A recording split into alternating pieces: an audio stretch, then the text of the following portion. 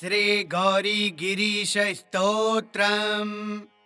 चंद्रार्ध प्रविभासि मस्तकतटौ तन्द्राविहीनौ सदा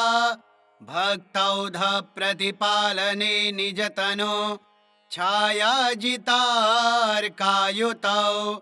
श्रृंगाद्रिस्थ विवाह मंडपगतौ कारुण्यवारान्निधि कल्याणं तनुतां समस्त जगतां गौरी गिरीशौ मुदा अन्योन्यार्चन तत्परौ मधुरवाक् संतोषितान्योन्यकौ चंद्रार्धांचित शेखरौ प्रणमता मिष्टार्थदौ सत्वरम् श्रृंगाद्रिस्थ विवाह मंडपगतौ श्रृंगारजन्मावनी कल्याणं तनुतां समस्त जगतां गौरी गिरीशौ मुदा सौदर्येण परस्परं प्रमुदिता वन्योन्यचेत्तस्थितौ राकाचन्द्रसमानवक्त्रकमलौ पादाब्जकालङ्कृतौ श्रृंगाद्रिस्थ विवाह मंडपगतौ गंगातटावासिनौ कल्याणं तनुतां समस्त जगतां गौरी गिरीशौ मुदा सिंहोक्षाग्र्यगति महोन्नतपदं सम्प्रापयन्तौ नता नम्होराशिनिवारणैकनिपुणौ ब्रह्मोग्रविष्णुर्चितौ श्रृंगाद्रिस्थ विवाह मंडपगतौ गांगेयभूषोज्ज्वलौ कल्याणं तनुतां समस्त जगतां गौरी गिरीशौ मुदा कस्तूरी घनसार चर्चित तनो प्रत्यूयमानौ सुरै रस्तुत्या प्रणतेष्टपूरणकरौ वस्तुपलब्धिप्रदौ श्रृंगाद्रिस्थ विवाह मंडपगता वंगावधूतेन्दुभौ कल्याणं तनुतां समस्त जगतां गौरी गिरीशौ मुदा वाणी निर्जित हंस कोकिलरवौ पाणिकृताम्भोरुहौ वेणीकेशविनिर्जिता हि चपलौ शोणीसमानश्चमौ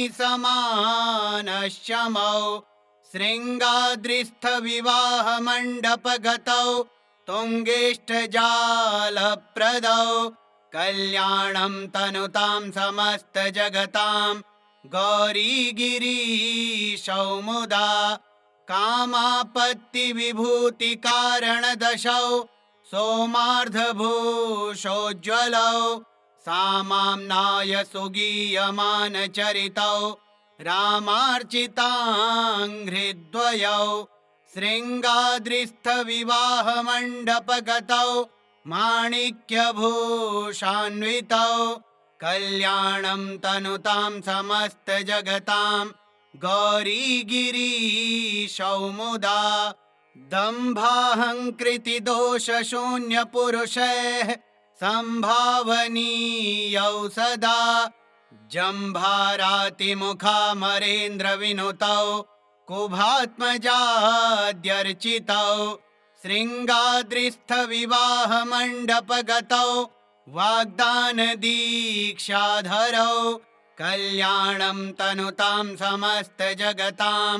गौरी गिरीशौ मुदा शापानुग्रह शक्तिदान निपुणौ तापापनोदशमौ सोपानक्रमतोऽधिकारिभिरनो प्राप्यौ क्षमासागरौ श्रृंगाद्रिस्थ विवाह मंडपगतौ लावण्यपाथो निधि कल्याणं तनुतां समस्त जगतां गौरी गिरीशौ मुदा शोणाम्भोरुहतुल्यपादयुगुलौ बाणार्चनातोषितौ वीणाधृङ्मुनिगीयमानविभवौ बालारुणाभाम्बरौ शृङ्गाद्रिस्थविवाहमण्डपगतौ तुल्याधिकैर्वर्जितौ कल्याणं तनुतां समस्तजगतां गौरीगिरीशौ मुदा चन्द्रार्धप्रविभासि मस्तकतटौ तन्द्राविहीनौ सदा भक्तौघप्रतिपालने निजतनो छायाजितार्कायुतौ शृङ्गाद्रिस्थविवाहमण्डपगतौ कारुण्यवारान्निधि कल्याणं तनुतां समस्तजगतां गौरीगिरीशौ मुदा अन्योन्यार्चन तत्परौ मधुरवाक् सन्तोषितान्योन्यकौ चन्द्रार्धाञ्चितशेखरौ प्रणमता मिष्टार्थदौ सत्वरम् शृङ्गाद्रिस्थविवाहमण्डपगतौ शृङ्गारजन्मावनि कल्याणं तनुतां समस्तजगतां गौरीगिरीशौ मुदा सौन्दर्येण परस्परं प्रमुदिता वन्योन्यचेत्तस्थितौ राकाचन्द्रसमानवक्त्रकमलौ पादाब्जकालङ्कृतौ शृङ्गाद्रिस्थविवाहमण्डपगतौ गङ्गातटावासिनौ कल्याणं तनुतां समस्तजगतां गौरीगिरीशौ मुदा सिंहोक्षाग्र्यगतिमहोन्नतपदं सम्प्रापयन्तौ नता नम्होराशिनिवारणैकनिपुणौ ब्रह्मोग्रविष्णुर्चितौ शृङ्गाद्रिस्थविवाहमण्डपगतौ गाङ्गेयभूषोज्ज्वलौ कल्याणं तनुतां समस्तजगतां गौरीगिरीशौ मुदा कस्तूरीघनसारचर्चिततनो प्रत्यूयमानौ सुरैरस्तुत्या प्रणतेष्टपूरणकरौ वस्तुपलब्धिप्रदौ शृङ्गाद्रिस्थविवाहमण्डपगता वङ्गावधूतेन्दुभौ कल्याणं तनुतां समस्तजगतां गौरीगिरीशौ मुदा वाणीनिर्जितहंसकोकिलरवौ पाणिकृताम्भोरुहौ वेणीकेशविनिर्जिता हि चपलौ शोणीसमानश्चमौ शृङ्गाद्रिस्थविवाहमण्डपगतौ तुङ्गेष्ठजालप्रदौ कल्याणं तनुतां समस्तजगतां गौरीगिरीशौ मुदा कामापत्तिविभूतिकारणदशौ सोमार्धभूषोज्ज्वलौ सामाम्नाय सुगीयमानचरितौ रामार्चिताङ्घ्रिद्वयौ शृङ्गाद्रिस्थविवाहमण्डपगतौ माणिक्यभूषान्वितौ कल्याणं तनुतां समस्तजगतां गौरीगिरीशौ मुदा दम्भाहङ्कृतिदोषशून्यपुरुषैः सम्भावनीयौ सदा जम्भारातिमुखामरेन्द्रविनुतौ कुभात्मजाद्यर्चितौ शृङ्गाद्रिस्थविवाहमण्डपगतौ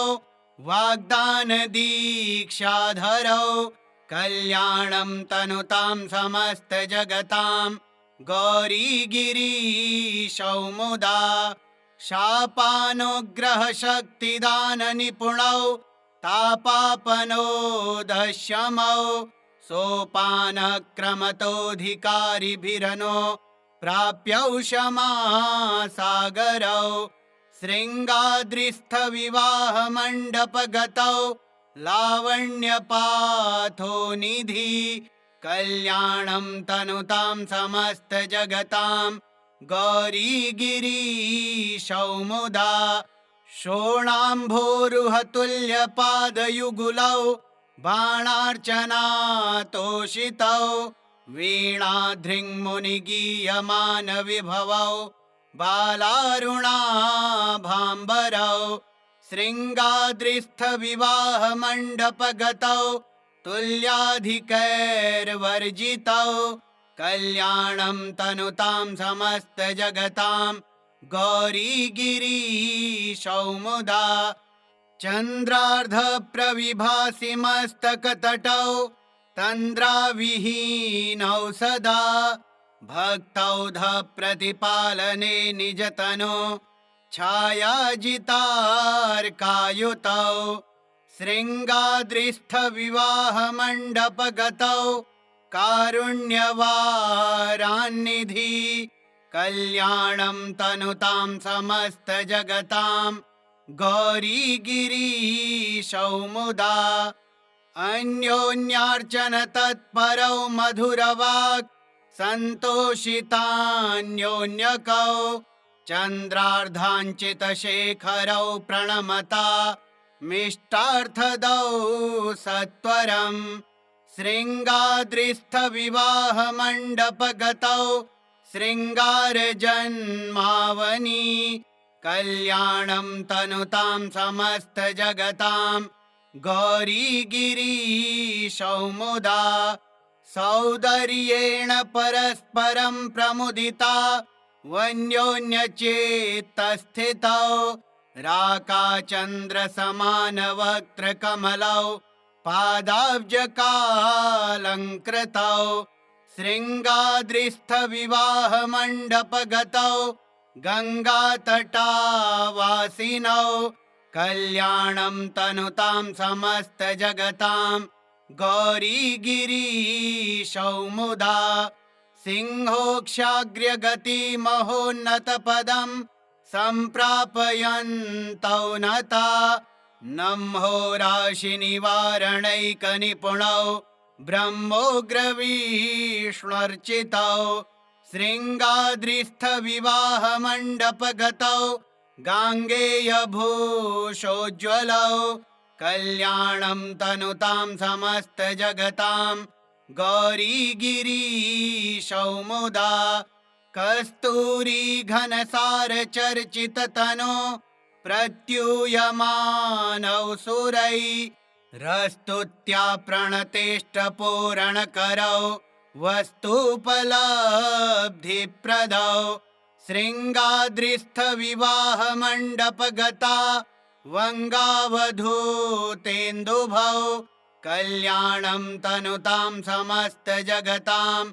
गौरीगिरीशौ मुदा वाणीनिर्जितहंसकोकिलरवौ पाणिकृताम्भोरुहौ वेणीकेशविनिर्जिता हि चपलौ शोणीसमानश्चमौ शृङ्गाद्रिस्थविवाहमण्डपगतौ तुङ्गेष्ठजालप्रदौ कल्याणं तनुतां समस्तजगतां गौरीगिरीशौ मुदा कामापत्तिविभूतिकारणदशौ सोमार्धभूषोज्ज्वलौ सामाम्नाय सुगीयमानचरितौ रामार्चिताङ्घ्रिद्वयौ शृङ्गाद्रिस्थविवाहमण्डपगतौ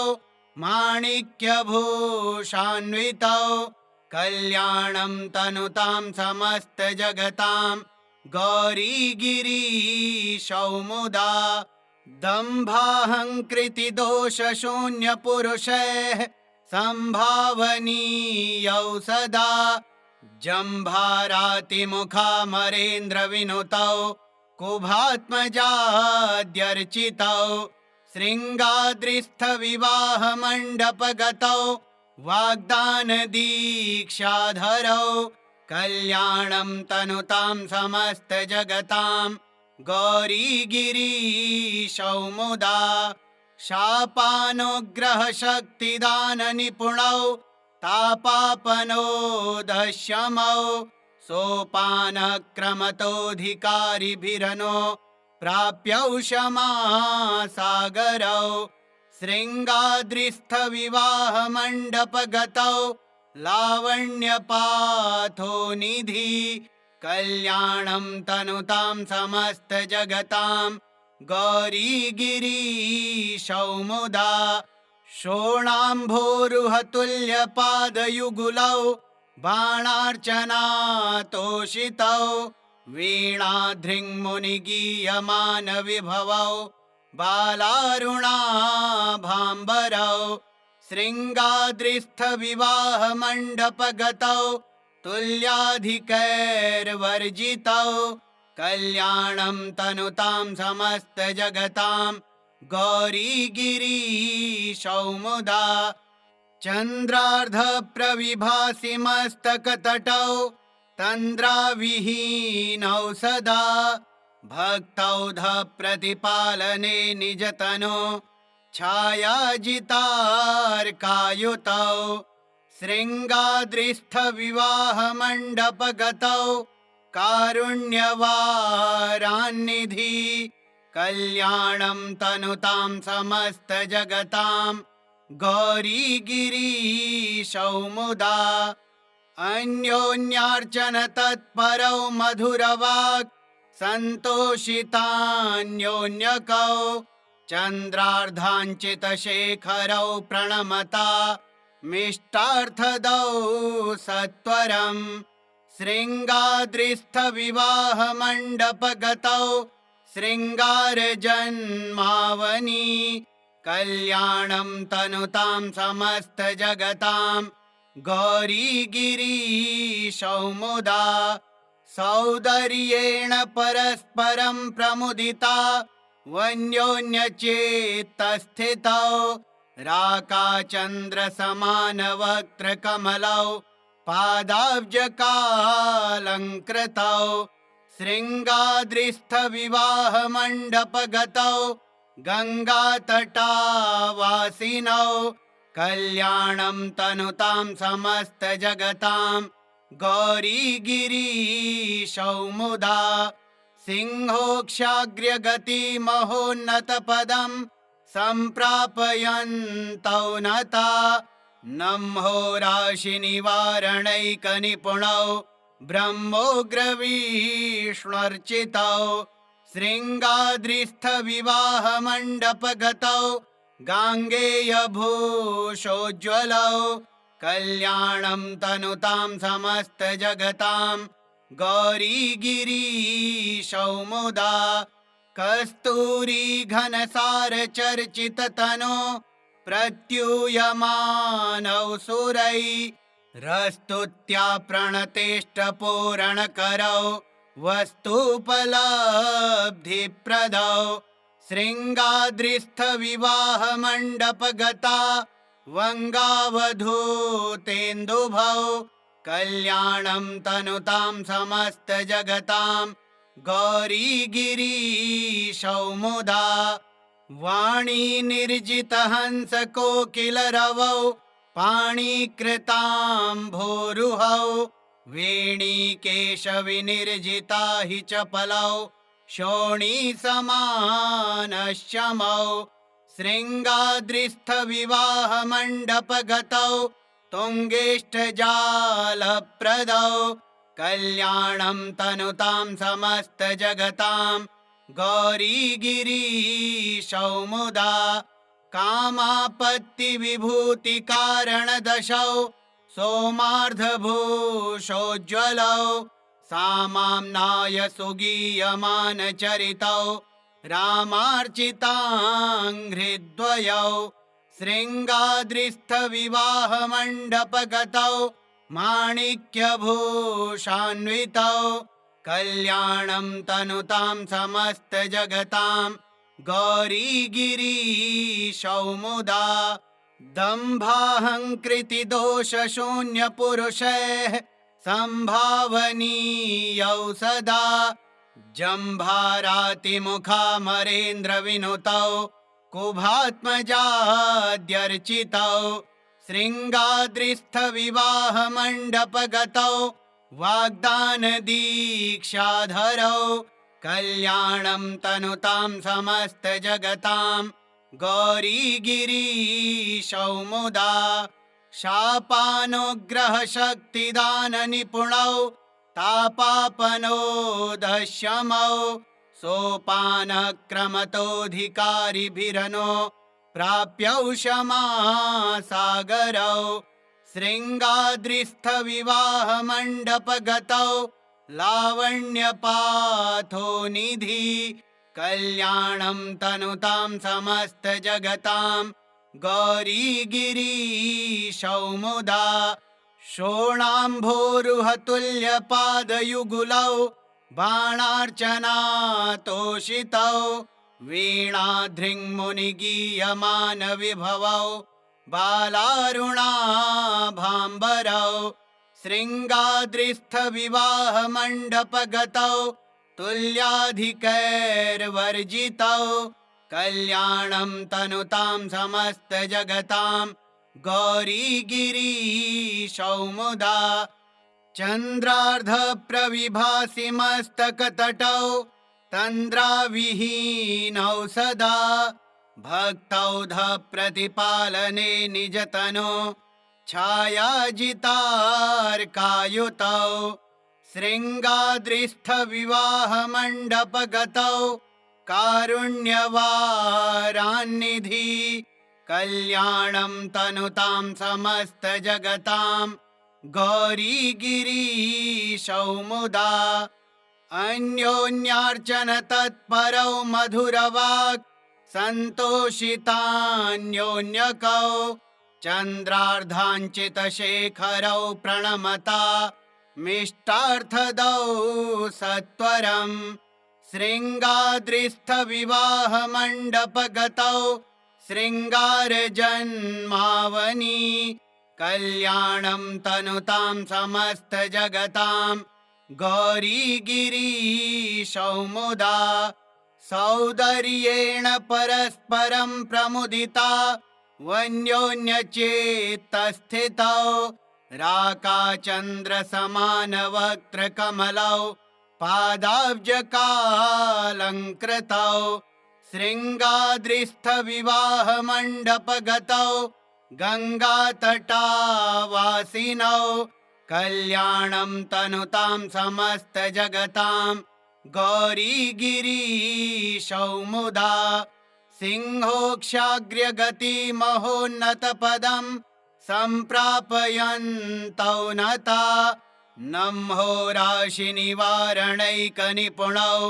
ब्रह्मोग्रविष्णुर्चितौ शृङ्गाद्रिस्थविवाहमण्डपगतौ गाङ्गेयभूषोज्ज्वलौ कल्याणं तनुतां समस्तजगतां गौरीगिरीशौ मुदा कस्तूरीघनसारचर्चिततनो प्रत्यूयमानौ सुरैरस्तुत्या प्रणतेष्टपूरणकरौ वस्तुपलब्धिप्रदौ शृङ्गाद्रिस्थविवाहमण्डपगता वङ्गावधूतेन्दुभौ कल्याणं तनुतां समस्तजगतां गौरीगिरीशौ मुदा वाणीनिर्जितहंसकोकिलरवौ पाणिकृताम्भोरुहौ वेणीकेशविनिर्जिता हि चपलौ शोणीसमानश्चमौ शृङ्गाद्रिस्थविवाहमण्डपगतौ तुङ्गेष्ठजालप्रदौ कल्याणं तनुतां समस्तजगतां गौरीगिरीशौ मुदा कामापत्तिविभूतिकारणदशौ सोमार्धभूषोज्ज्वलौ सामाम्नाय सुगीयमानचरितौ रामार्चिताङ्घ्रिद्वयौ शृङ्गाद्रिस्थविवाहमण्डपगतौ माणिक्यभूषान्वितौ कल्याणं तनुतां समस्तजगतां गौरीगिरीशौ मुदा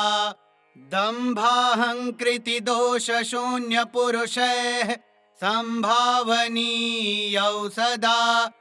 जम्भारातिमुखामरेन्द्रविनुतौ कुभात्मजाद्यर्चितौ शृङ्गाद्रिस्थविवाहमण्डपगतौ वाग्दानदीक्षाधरौ कल्याणं तनुतां समस्तजगतां गौरीगिरीशौ मुदा शापानुग्रहशक्तिदाननिपुणौ तापापनोदशमौ सोपानक्रमतोऽधिकारिभिरनो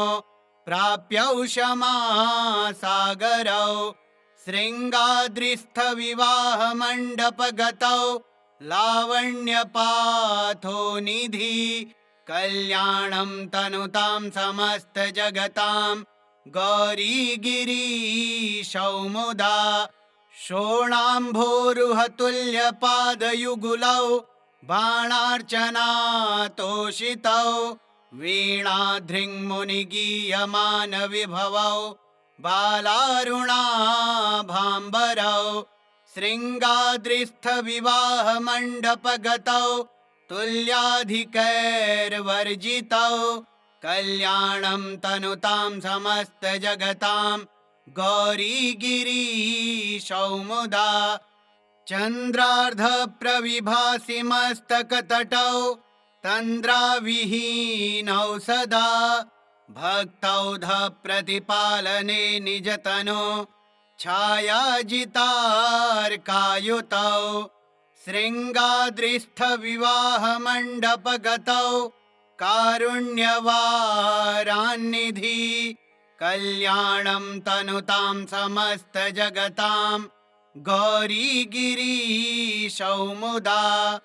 अन्योन्यार्चन तत्परौ मधुरवाक् सन्तोषितान्योन्यकौ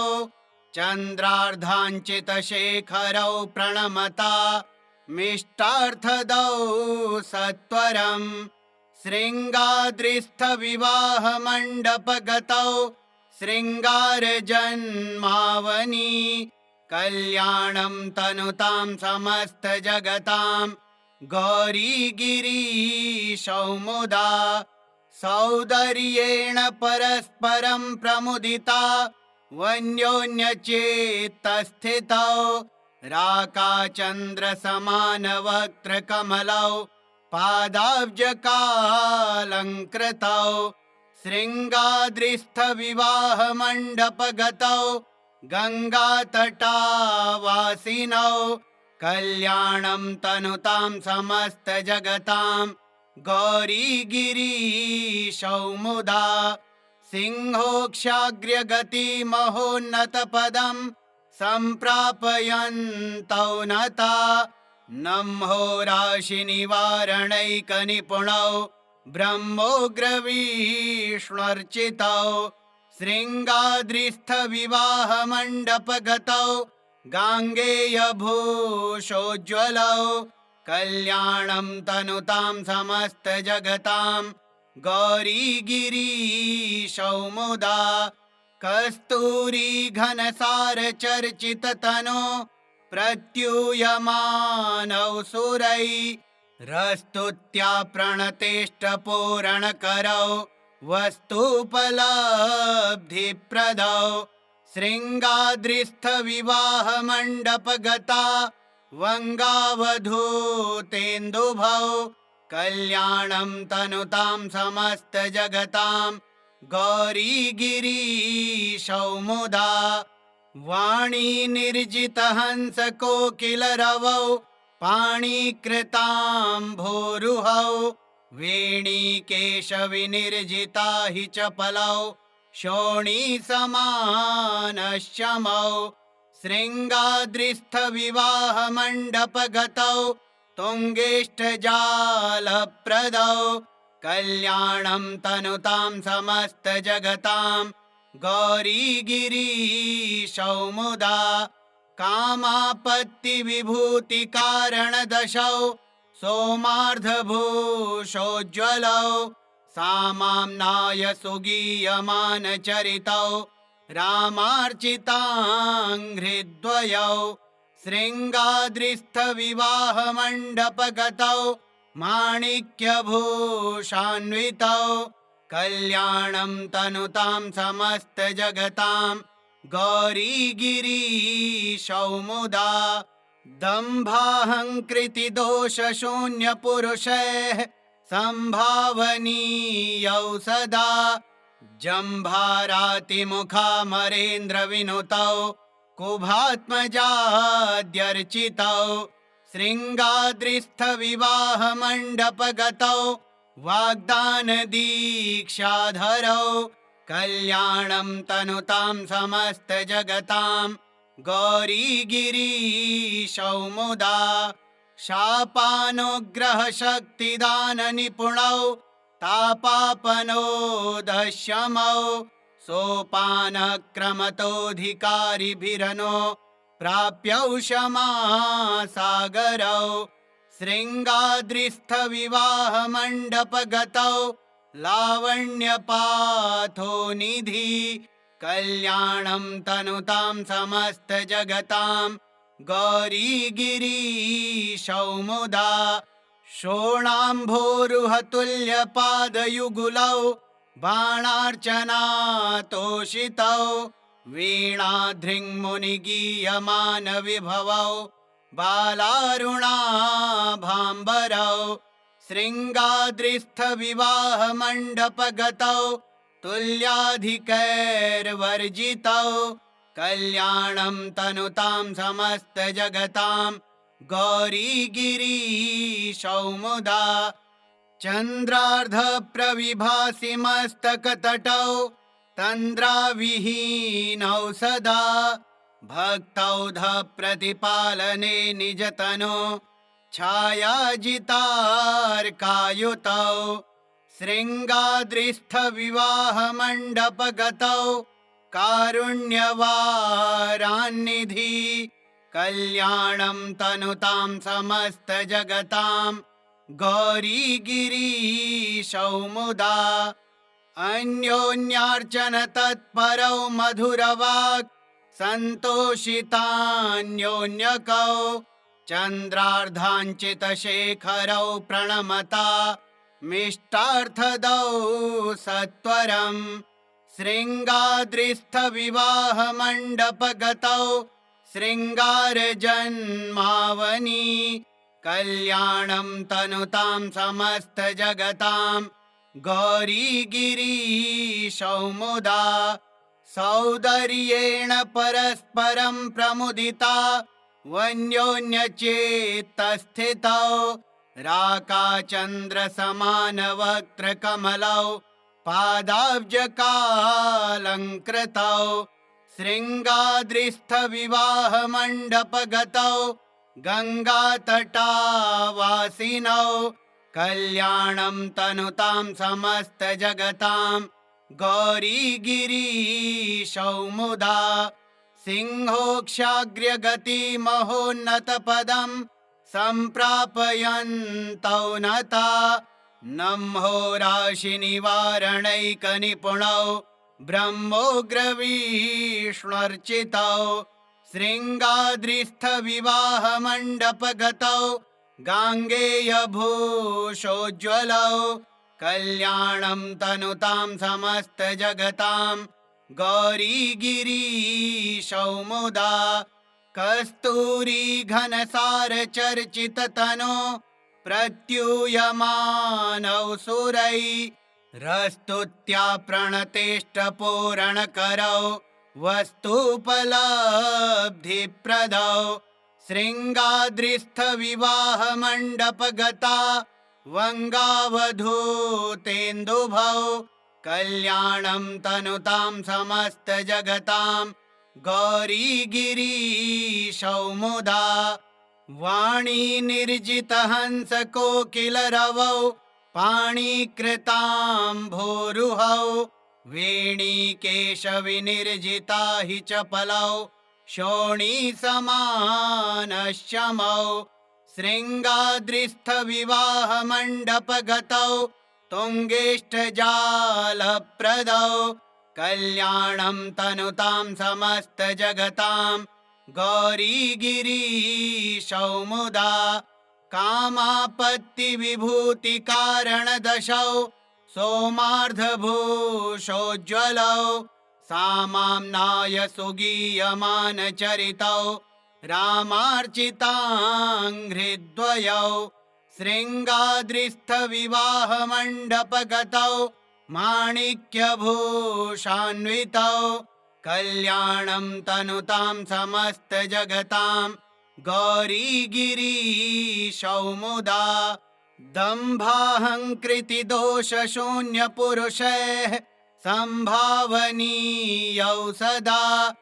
जम्भारातिमुखामरेन्द्रविनुतौ कुभात्मजाद्यर्चितौ शृङ्गाद्रिस्थविवाहमण्डपगतौ वाग्दानदीक्षाधरौ कल्याणं तनुतां समस्तजगतां गौरीगिरीशौ मुदा शापानुग्रहशक्तिदाननिपुणौ तापापनोदशमौ सोपानक्रमतोऽधिकारिभिरनो प्राप्यौषमासागरौ शृङ्गाद्रिस्थविवाहमण्डपगतौ लावण्यपाथोनिधि कल्याणं तनुतां समस्तजगतां गौरीगिरीशौ मुदा शोणाम्भोरुहतुल्यपादयुगुलौ बाणार्चनातोषितौ वीणाधृङ्मुनिगीयमानविभवौ बालारुणाभाम्बरौ शृङ्गाद्रिस्थविवाहमण्डपगतौ तुल्याधिकैर्वर्जितौ कल्याणं तनुतां समस्तजगतां गौरीगिरीशौ मुदा चन्द्रार्धप्रविभासि मस्तकतटौ तन्द्राविहीनौ सदा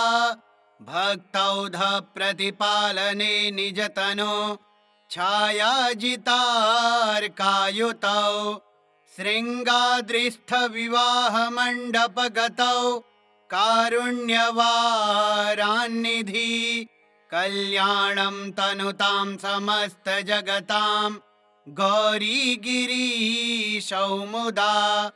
अन्योन्यार्चन तत्परौ मधुरवाक् सन्तोषितान्योन्यकौ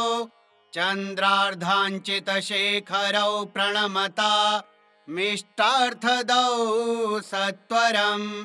शृङ्गाद्रिस्थविवाहमण्डपगतौ शृङ्गारजन्मावनि कल्याणं तनुतां समस्तजगतां गौरीगिरीशौ मुदा सौन्दर्येण परस्परं प्रमुदिता वन्योन्यचेत्तस्थितौ राकाचन्द्रसमानवक्त्रकमलौ पादाब्जकालङ्कृतौ शृङ्गाद्रिस्थविवाहमण्डपगतौ गङ्गातटावासिनौ कल्याणं तनुतां समस्तजगतां गौरीगिरीशौ मुदा सिंहोक्षाग्र्यगतिमहोन्नतपदं सम्प्रापयन्तौ नता नम्होराशिनिवारणैकनिपुणौ ब्रह्मोग्रविष्णुर्चितौ शृङ्गाद्रिस्थविवाहमण्डपगतौ गाङ्गेयभूषोज्ज्वलौ कल्याणं तनुतां समस्तजगतां गौरीगिरीशौ मुदा कस्तूरीघनसारचर्चिततनो प्रत्यूयमानौ सुरैरस्तुत्या प्रणतेष्टपूरणकरौ वस्तुपलब्धिप्रदौ शृङ्गाद्रिस्थविवाहमण्डपगता वङ्गावधूतेन्दुभौ कल्याणं तनुतां समस्तजगतां गौरीगिरीशौ मुदा वाणी निर्जितहंस कोकिलरवौ पाणिकृताम्भोरुहौ वेणीकेशविनिर्जिता हि चपलौ शोणीसमानश्चमौ शृङ्गाद्रिस्थविवाहमण्डपगतौ तुङ्गेष्ठजालप्रदौ कल्याणं तनुतां समस्तजगतां गौरीगिरीशौ मुदा कामापत्तिविभूतिकारणदशौ सोमार्धभूषोज्ज्वलौ सामाम्नाय सुगीयमानचरितौ रामार्चिताङ्घ्रिद्वयौ शृङ्गाद्रिस्थविवाहमण्डपगतौ माणिक्यभूषान्वितौ कल्याणं तनुतां समस्तजगतां गौरीगिरीशौ मुदा दम्भाहङ्कृतिदोषशून्यपुरुषैः सम्भावनीयौ सदा जम्भारातिमुखामरेन्द्रविनुतौ कुभात्मजाद्यर्चितौ शृङ्गाद्रिस्थविवाहमण्डपगतौ वाग्दानदीक्षाधरौ कल्याणं तनुतां समस्तजगतां गौरीगिरीशौ मुदा शापानुग्रहशक्तिदाननिपुणौ तापापनोदशमौ सोपानक्रमतोऽधिकारिभिरनो प्राप्यौ क्षमासागरौ शृङ्गाद्रिस्थविवाहमण्डपगतौ लावण्यपाथोनिधि कल्याणं तनुतां समस्तजगतां गौरीगिरीशौ मुदा शोणाम्भोरुहतुल्यपादयुगुलौ बाणार्चनातोषितौ वीणाधृङ्मुनिगीयमानविभवौ बालारुणाभाम्बरौ शृङ्गाद्रिस्थविवाहमण्डपगतौ तुल्याधिकैर्वर्जितौ कल्याणं तनुतां समस्तजगतां गौरीगिरीशौ मुदा चन्द्रार्धप्रविभासि मस्तकतटौ तन्द्राविहीनौ सदा भक्तौधप्रतिपालने निजतनो छायाजितार्कायुतौ शृङ्गाद्रिस्थविवाहमण्डपगतौ कारुण्यवारान्निधि कल्याणं तनुतां समस्तजगतां गौरीगिरीशौ मुदा अन्योन्यार्चन तत्परौ मधुरवाक् सन्तोषितान्योन्यकौ चन्द्रार्धाञ्चितशेखरौ प्रणमता मिष्टार्थदौ सत्वरं शृङ्गाद्रिस्थविवाहमण्डपगतौ शृङ्गारजन्मावनि कल्याणं तनुतां समस्तजगतां गौरीगिरीशौ मुदा सौन्दर्येण परस्परं प्रमुदिता वन्योन्यचेत्तस्थितौ राकाचन्द्रसमानवक्त्रकमलौ पादाब्जकालङ्कृतौ शृङ्गाद्रिस्थविवाहमण्डपगतौ गङ्गातटावासिनौ कल्याणं तनुतां समस्तजगतां गौरीगिरीशौ मुदा सिंहोक्षाग्र्यगतिमहोन्नतपदं सम्प्रापयन्तौ नता नम्होराशिनिवारणैकनिपुणौ ब्रह्मोग्रविष्णुर्चितौ शृङ्गाद्रिस्थविवाहमण्डपगतौ गाङ्गेयभूषोज्ज्वलौ कल्याणं तनुतां समस्तजगतां गौरीगिरीशौ मुदा कस्तूरीघनसारचर्चिततनो प्रत्यूयमानौ सुरैः रस्तुत्या प्रणतेष्टपूरणकरौ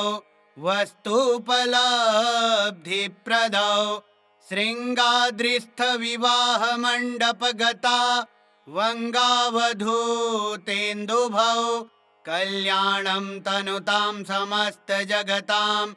गौरीगिरीशौ मुदा वाणी निर्जितहंसकोकिलरवौ पाणिकृताम्भोरुहौ वेणीकेशविनिर्जिता हि चपलौ शोणीसमानश्चमौ शृङ्गाद्रिस्थविवाहमण्डपगतौ तुङ्गेष्ठजालप्रदौ कल्याणं तनुतां समस्तजगतां गौरीगिरीशौ मुदा कामापत्तिविभूतिकारणदशौ सोमार्धभूषोज्ज्वलौ सामाम्नाय सुगीयमानचरितौ रामार्चिताङ्घ्रिद्वयौ शृङ्गाद्रिस्थविवाहमण्डपगतौ माणिक्यभूषान्वितौ कल्याणं तनुतां समस्तजगतां गौरीगिरीशौ मुदा दम्भाहङ्कृतिदोषशून्यपुरुषैः सम्भावनीयौ सदा जम्भारातिमुखामरेन्द्रविनुतौ कुभात्मजाद्यर्चितौ शृङ्गाद्रिस्थविवाहमण्डपगतौ वाग्दानदीक्षाधरौ कल्याणं तनुतां समस्तजगतां गौरीगिरीशौ मुदा शापानुग्रहशक्तिदाननिपुणौ तापापनोदशमौ सोपानक्रमतोऽधिकारिभिरनो प्राप्यौषमासागरौ शृङ्गाद्रिस्थविवाहमण्डपगतौ लावण्यपाथोनिधि कल्याणं तनुतां समस्तजगतां गौरीगिरीशौ मुदा शोणाम्भोरुहतुल्यपादयुगुलौ बाणार्चनातोषितौ वीणाधृङ्मुनिगीयमानविभवौ बालारुणाभाम्बरौ शृङ्गाद्रिस्थविवाहमण्डपगतौ तुल्याधिकैर्वर्जितौ कल्याणं तनुतां समस्तजगतां गौरीगिरीशौ मुदा चन्द्रार्धप्रविभासि मस्तकतटौ तन्द्राविहीनौ सदा भक्तौधप्रतिपालने निजतनो छायाजितार्कायुतौ शृङ्गाद्रिस्थविवाहमण्डपगतौ कारुण्यवारान्निधि कल्याणं तनुतां समस्तजगतां गौरीगिरीशौ मुदा अन्योन्यार्चन तत्परौ मधुरवाक् सन्तोषितान्योन्यकौ चन्द्रार्धाञ्चितशेखरौ प्रणमता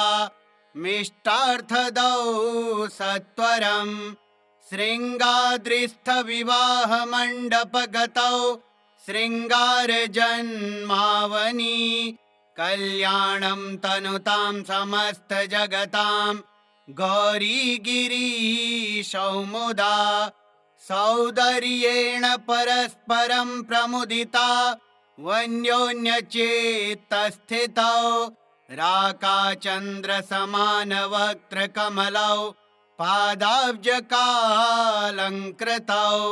शृङ्गाद्रिस्थविवाहमण्डपगतौ गङ्गातटावासिनौ कल्याणं तनुतां समस्तजगतां गौरीगिरीशौ मुदा सिंहोक्षाग्र्यगतिमहोन्नतपदं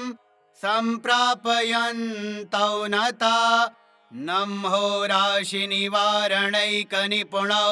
ब्रह्मोग्रविष्णुर्चितौ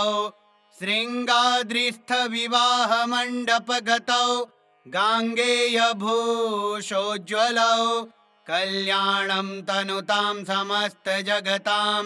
गौरीगिरीशौ मुदा कस्तूरीघनसारचर्चिततनो प्रत्यूयमानौ सुरैरस्तुत्या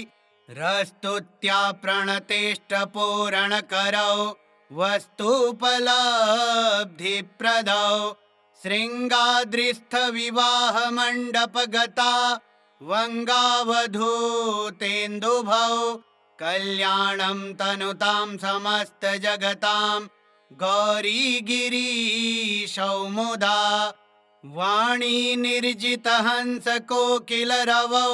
पाणिकृताम्भोरुहौ वेणीकेशविनिर्जिता हि चपलौ शोणीसमानश्चमौ शृङ्गाद्रिस्थविवाहमण्डपगतौ तुङ्गेष्ठजालप्रदौ कल्याणं तनुतां समस्तजगतां गौरीगिरीशौ मुदा कामापत्तिविभूतिकारणदशौ सोमार्धभूषोज्ज्वलौ सामाम्नाय सुगीयमानचरितौ रामार्चिताङ्घ्रिद्वयौ शृङ्गाद्रिस्थविवाहमण्डपगतौ माणिक्यभूषान्वितौ कल्याणं तनुतां समस्तजगतां गौरीगिरीशौ मुदा दम्भाहङ्कृतिदोषशून्यपुरुषैः सम्भावनीयौ सदा जम्भारातिमुखामरेन्द्रविनुतौ कुभात्मजाद्यर्चितौ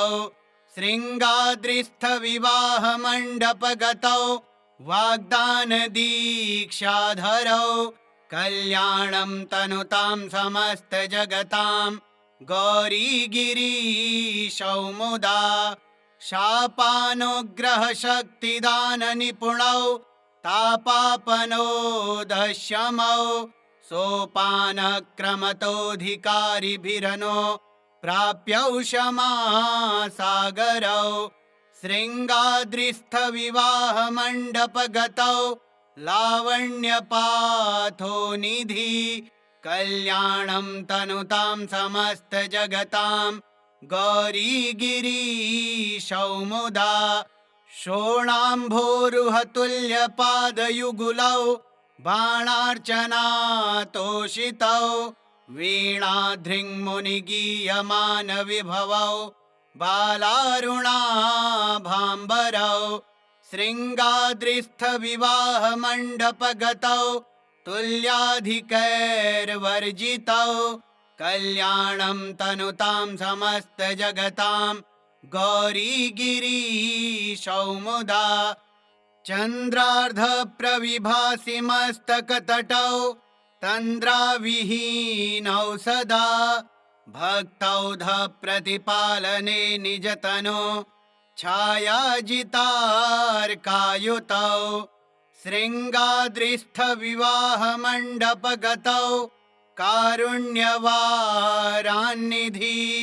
कल्याणं तनुतां समस्तजगतां गौरीगिरीशौ मुदा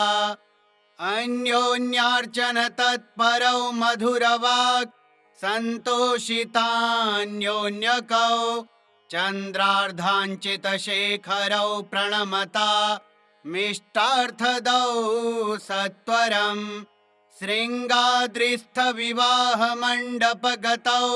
शृङ्गारजन्मावनि कल्याणं तनुतां समस्तजगतां गौरीगिरीशौ मुदा सौन्दर्येण परस्परं प्रमुदिता वन्योन्यचेत्तस्थितौ राकाचन्द्रसमानवक्त्रकमलौ पादाब्जकालङ्कृतौ शृङ्गाद्रिस्थविवाहमण्डपगतौ गङ्गातटावासिनौ कल्याणं तनुतां समस्तजगतां गौरीगिरीशौ मुदा सिंहोक्षाग्र्यगतिमहोन्नतपदं सम्प्रापयन्तौ नता नम्होराशिनिवारणैकनिपुणौ ब्रह्मोग्रवीष्णर्चितौ शृङ्गाद्रिस्थविवाहमण्डपगतौ गाङ्गेयभूषोज्ज्वलौ कल्याणं तनुतां समस्तजगतां गौरीगिरीशौ मुदा कस्तूरी घनसारचर्चिततनो प्रत्यूयमानौ सुरैरस्तुत्या प्रणतेष्टपूरणकरौ वस्तुपलब्धिप्रदौ शृङ्गाद्रिस्थविवाहमण्डपगता वङ्गावधूतेन्दुभौ कल्याणं तनुतां समस्तजगतां गौरीगिरीशौ मुदा वाणी निर्जितहंसकोकिलरवौ पाणिकृताम्भोरुहौ वेणीकेशविनिर्जिता हि चपलौ शोणीसमानश्चमौ शृङ्गाद्रिस्थविवाहमण्डपगतौ तुङ्गेष्ठजालप्रदौ कल्याणं तनुतां समस्तजगतां गौरीगिरीशौ मुदा कामापत्तिविभूतिकारणदशौ सोमार्धभूषोज्ज्वलौ सामाम्नाय सुगीयमानचरितौ रामार्चिताङ्घ्रिद्वयौ शृङ्गाद्रिस्थविवाहमण्डपगतौ माणिक्यभूषान्वितौ कल्याणं तनुतां समस्तजगतां गौरीगिरीशौ मुदा दम्भाहङ्कृतिदोषशून्यपुरुषैः सम्भावनीयौ सदा जम्भारातिमुखामरेन्द्रविनुतौ कुभात्मजाद्यर्चितौ शृङ्गाद्रिस्थविवाहमण्डपगतौ वाग्दानदीक्षाधरौ कल्याणं तनुतां समस्तजगतां गौरीगिरीशौ मुदा शापानुग्रहशक्तिदाननिपुणौ तापापनोदशमौ सोपानक्रमतोऽधिकारिभिरनो प्राप्यौ क्षमासागरौ शृङ्गाद्रिस्थविवाहमण्डपगतौ लावण्यपाथोनिधि कल्याणं तनुतां समस्तजगतां गौरीगिरीशौ मुदा शोणाम्भोरुहतुल्यपादयुगुलौ बाणार्चनातोषितौ वीणाधृङ्मुनिगीयमानविभवौ बालारुणाभाम्बरौ शृङ्गाद्रिस्थविवाहमण्डपगतौ तुल्याधिकैर्वर्जितौ कल्याणं तनुतां समस्तजगतां गौरीगिरीशौ मुदा